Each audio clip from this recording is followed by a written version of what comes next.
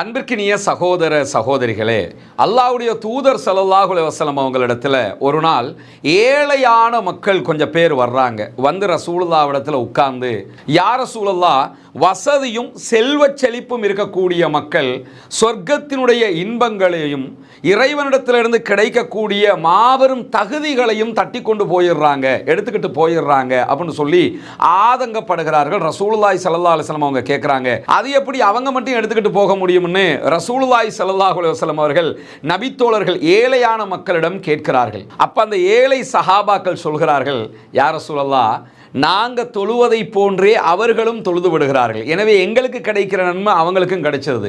நாங்கள் யுத்தத்தில் வந்து சண்டையிடுகிறோம், எதிரிகளோடு போராடுகிறோம், நாட்டை பாதுகாப்பதற்காக ஜிஹாது செய்வதற்கு வருகிறோம். அதே போன்று அவர்களும் செய்து விடுகிறார்கள், அவர்களுக்கும் அதே நன்மை கிடைத்து விடுகிறது. இதை தாண்டி அவர்களிடம் இருக்கக்கூடிய சொத்துக்கள் செல்வங்களை கொண்டு நிறைய தான தர்மம் பண்ணிடுறாங்க. எங்ககிட்ட சொத்து செல்வம் எல்லாம் கிடையாது, எனவே நாங்கள் எப்படி தான தர்மம் பண்ணுறது?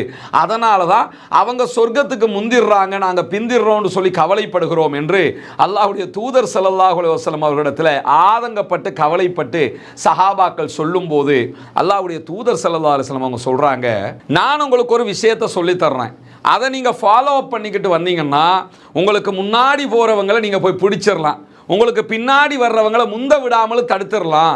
அதை செஞ்சு வர்றீங்களான்னு கேட்குறாங்க. ஆமாம் யா ரசூலல்லாஹ், எங்களுக்கு கற்றுத்தாங்க, நாங்கள் செய்கிறோம் அப்படின்னு சொல்லி சஹாபாக்கள் சொல்லும்போது அல்லாஹ்வுடைய தூதர் ஸல்லல்லாஹு அலைஹி வஸல்லம் அவர்கள் சொல்லுகிறார்கள், நீங்கள் ஒவ்வொரு தொழுகைகளுக்கு பிறகும் 10 தடவை சுபஹானல்லாஹ், அல்லாஹ் தூய்மையானவன் என்று சொல்லுங்கள். அதே போன்று 10 தடவை அல்ஹம்துலில்லாஹ், எல்லா புகழும் இறைவனுக்கே என்று சொல்லுங்கள். அதே போன்று 10 தடவை அல்லாஹு அக்பர், அல்லாஹு தாலா மிகப்பெரியவன் என்கிற வார்த்தையை சொல்லுங்கள்.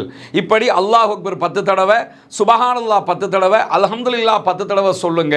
உங்களை முந்தி போறவங்களை நீங்க முந்தி போயிடலாம், அதே நேரத்தில் உங்களுக்கு பின்னாடி வர்றவங்களை முந்த விடாமலும் நன்மையில் நீங்கள் முந்திக் கொண்டே இருக்கலாம் என்று நபிகள் நாயகம் ஸல்லல்லாஹு அலைஹி வஸல்லம் அவர்கள் சொல்லுகிறார்கள். சஹீஹுல் புகாரியிலே இந்த நபி மொழி பதிவு செய்ய பட்டிருக்கிறது. ஆனால் பின்னாட்களில் இதே நபித்தோழர்கள் நபிகள் நாயகத்தில் வருவார்கள், யா ரசூலல்லாஹ், அதையும் அவங்க பண்ண ஆரம்பிச்சிட்டாங்க, அவங்க அதுலேயும் நன்மையை கொள்ளையடிக்க ஆரம்பித்து விட்டார்கள் அல்லாஹ்வுடைய தூதரே என்று வந்து சொல்லுவார்கள். ஆனால் நம்ம ஏற்கனவே பார்த்த நபி மொழியிலேயே ரசூலுல்லாஹ் மிக தெளிவான ஒரு செய்தியை சஹாபாக்களுக்கு சொல்லித்தான் கொடுப்பார்கள். அது என்ன செய்தி என்று சொன்னால், நான் இப்போ உங்களுக்கு சொல்லித்தர்ற மாதிரியே வேறு யாரும் செய்தாலே ஒழிய உங்களை யாரும் முந்த முடியாது, செஞ்சிட்டாங்கன்னா அவங்க முந்திருவாங்க என்று சொல்லித்தான் கொடுப்பார்கள். எனவே நன்மையில் ஏழை சஹாபாக்கள் போட்டி போடுவதற்கு வந்தார்கள். அதற்கு ரசூலுல்லாஹ் வழிமுறைகளை சொல்லிக் கொடுக்கிறார்கள். அது ஏழைகள் மாத்திரம் சொல்ல வேண்டிய பிரார்த்தனை கிடையாது, அனைவரும் சொல்ல முடியுமான பிரார்த்தனை, சொல்ல வேண்டிய பிரார்த்தனை என்பதையும் அல்லாஹ்வுடைய தூதர் ஸல்லல்லாஹு அலைஹி வஸல்லம் அவர்கள் அற்புதமாக கற்றுத் தந்திருக்கிறார்கள். இந்த பிரார்த்தனையையும் ஒவ்வொரு தொழுகைக்கு பிறகும் நாம் சொல்லி வருகிற போது இம்மையிலும் மறுமையிலும் மிகப்பெரிய அளப்பரிய பாக்கியங்களை நாம் பெற்றுக்கொள்ள முடியும்.